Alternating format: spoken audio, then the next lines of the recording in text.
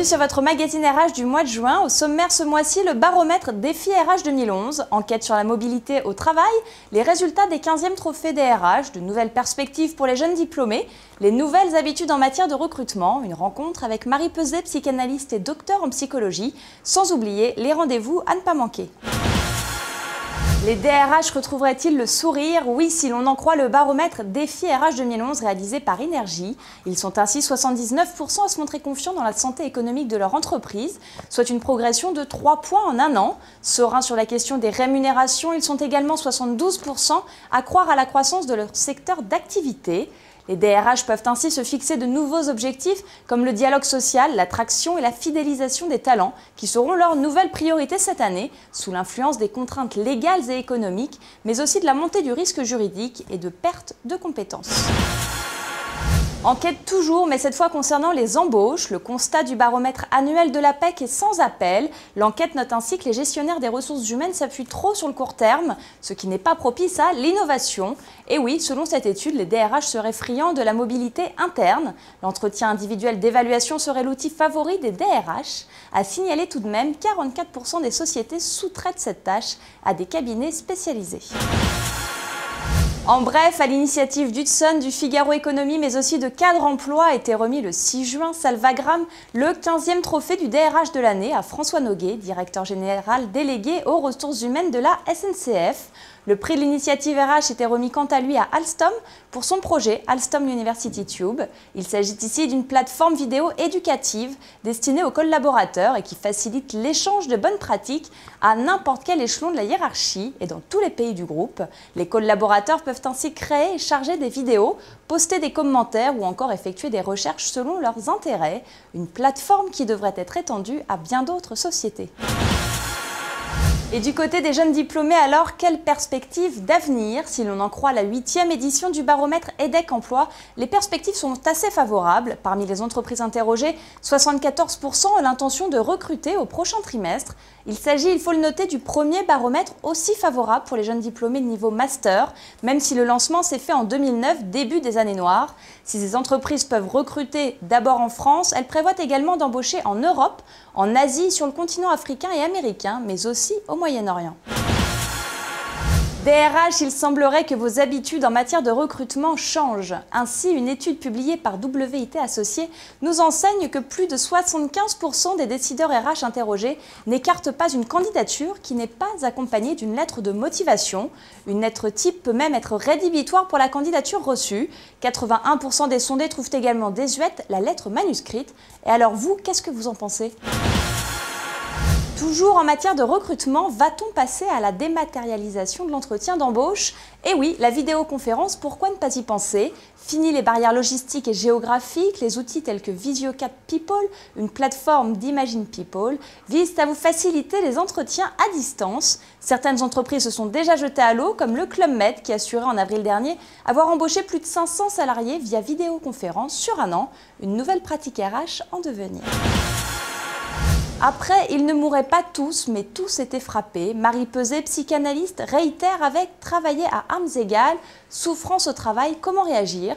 Un ouvrage qu'elle a coécrit et qui ne se contente pas d'un simple constat, mais qui s'attelle surtout à donner aux DRH et managers les outils pour réagir face au mal-être des salariés. Nous l'avons rencontré, écoutez. Tous les chiffres de toutes les enquêtes nationales épidémiologiques le prouvent. Malheureusement, nous sommes les premiers en consommation de psychotropes au rang mondial. C'est un chiffre à mettre en parallèle avec le fait que nous sommes 3e en productivité horaire au rang mondial, derrière la Finlande et les États-Unis. Cherchez l'erreur. Alors, il existe actuellement, contrairement à ce que l'on essaye de faire croire, absolument tous les indicateurs officiels dans une entreprise pour essayer de comprendre et de prendre la mesure du fait que les salariés ne vont pas bien. C'est ce qu'on appelle les indicateurs objectifs de souffrance au travail. Ils sont listés dans notre livre et sur le site internet souffranceettravail.com. Mais alors, après ce constat, quels sont pour vous les moyens mis à disposition des DRH pour gérer au mieux leurs salariés et faire en sorte qu'ils se sentent bien? Il faut revenir absolument sur les techniques de management qui ont été mises en place dans ce pays. et qui, encore une fois, sont purement de l'ordre du cliché. Je l'ai dit tout à l'heure, les Français sont 3e en productivité horaire au rang mondial. Or, nous n'arrêtons pas de traiter les salariés français comme des travailleurs paresseux, soucieux uniquement de leur RTT. Le salarié français a pour particularité d'être très investi dans son travail, d'y attacher beaucoup d'importance, de vouloir que ce soit de la belle ouvrage. Or, dans l'ère de productivité à tout crin que nous vivons, il s'agit de travailler sans les moyens, sans le temps, sans les effectifs et donc la plupart du temps de faire du travail en mode dégradé, ce que le salarié supporte finalement assez mal. Que je sache, la reconnaissance ne coûte rien, ne nécessite aucun investissement. Dire merci, essayer d'être moins punitif dans le mode de management ne devrait rien coûter, encore une fois, en termes de richesse réelle. C'est simplement, encore une fois, modifier le management français. Si j'ai un conseil à donner finalement aux chefs d'entreprise, de petites et moyennes entreprises qui sont la majorité des situations dans ce pays, puisque souvent ils ont le même métier que leurs salariés, c'est de revenir vers le travail réel, parce que ça peut être mis en partage. Et là, gisent des monuments de solutions qui sont, à mon avis, beaucoup plus pragmatiques que les organisations du travail clé en main que finalement les chefs d'entreprise achètent, comme le Lean Manufacturing qui est acheté depuis une dizaine d'années et qui littéralement tue de fatigue nos salariés français.